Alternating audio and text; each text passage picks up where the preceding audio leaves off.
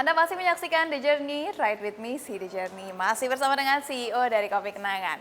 Mas, kalau misalkan tadi kita berbicara tentang bagaimana dulu membentuk Kopi Kenangan, lalu bagaimana sekarang bisnis itu berjalan, sekarang kita berbicara tentang masa depan. Oke. Apa yang menjadi target 2022 dari Kopi Kenangan? Jadi pada tahun 2022 ini kita mempunyai 3 goal. Pertama, kita mau memiliki lebih dari 1.000 toko gitu ya. Yang dimana itu bakal menjadi menobatkan kita sebagai F&B dengan outlet terbanyak di Indonesia yang fully own gitu ya. Karena kan sekarang kayaknya nomor satu KFC ya. KFC kan memiliki sekitar 750 atau 800 gitu ya. Lalu kedua, kita ingin melakukan IPO preparation gitu ya. Karena kita melihat bahwa jalan menuju IPO ini nggak bisa, oke, gue mau IPO, instan 3 bulan IPO, nggak mungkin gitu ya. Ada banyak banget yang harus dikerjakan internally gitu ya. Apakah dari accounting, apakah dari legal, apakah dari cara kita melakukan governance kita, ESG, ada banyak banget PR kita dan itu PR-nya mau kita selesaikan semua pada tahun 2022 ini. Lalu ketiga, kita ingin merealisasikan visi kita from Indonesia to the world gitu ya. Jadi makanya tahun ini kita akan membuka di 2 negara baru yang dimana akan mengubah gitu ya naratif kita, bukan hanya kopi lokal jago kandang, tapi kopi lokal go global gitu. Jadi kan kita banyak nih perangnya, kita in all front kita mencoba untuk mencari market share. Nah otomatis mungkin pendanaan akan kurang apabila semua berjalan lancar gitu ya.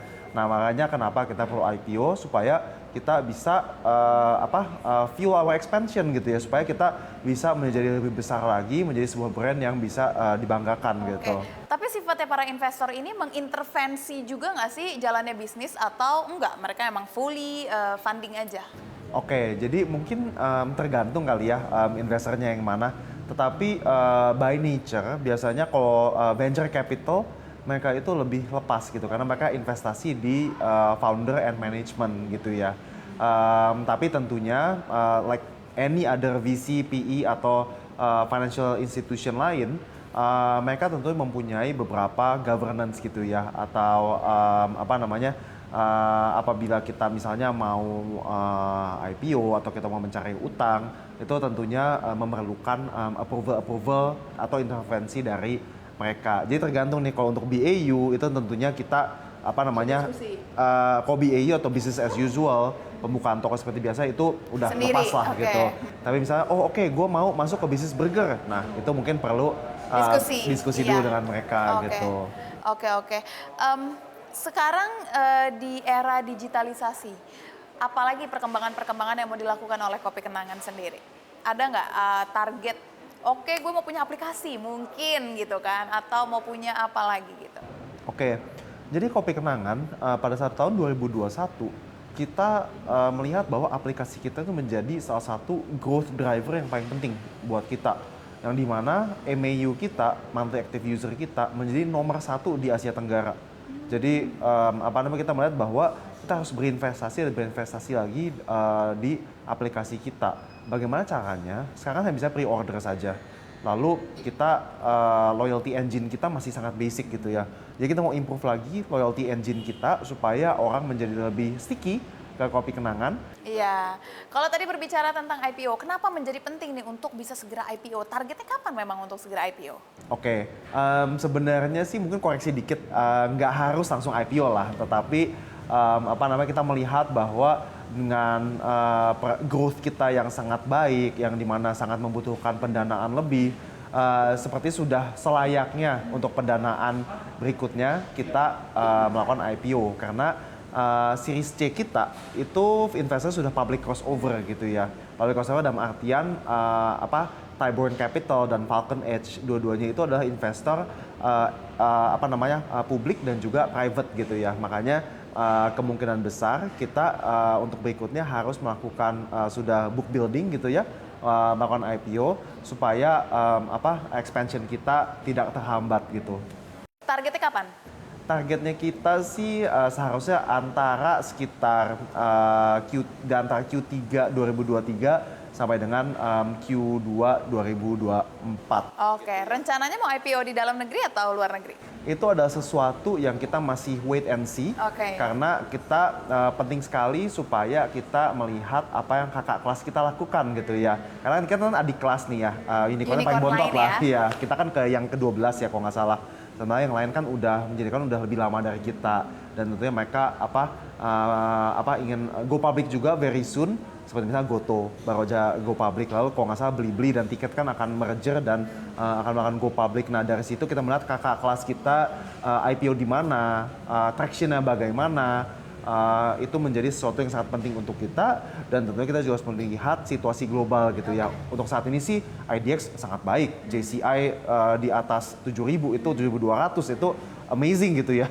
Beberapa tahun lalu saya nggak kebayang gitu JCI 7.000, sekarang udah bisa jadi momentum untuk IPO di IDX itu sangat baik, dan itu sesuatu yang sangat kita pantau gitu. Oke, kalau misalkan katakanlah IPO di dalam negeri gitu kan, apakah kondisi pasar saham saat ini lagi baik-baik aja menurut Mas Edward gimana? Apalagi kita lihat nih PPN naik ya kan, lagi ada perang dari luar. Apakah itu mempengaruhi pasar saham kita menurut Mas Edward, dan akan mempengaruhi IPO dalam negeri?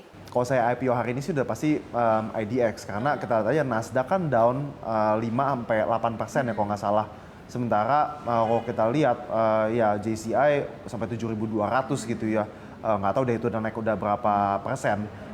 Dan tentunya mungkin di dunia bagian barat ada banyak kecemasan perang dan sebagainya. Ukraina dengan Rusia, ya kita Indonesia kayak lumayan jauh ya dari situasi global yang sedang memanas ini gitu ya. Jadi secara geopolitik kita sangat stabil, lalu kemudian secara inflasi juga kalau nggak salah kayaknya nggak setinggi di Amerika dan negara-negara lain. Jadi makanya kita merasa bahwa saat ini Indonesia itu sangat kondusif untuk kita melakukan IPO. Oke.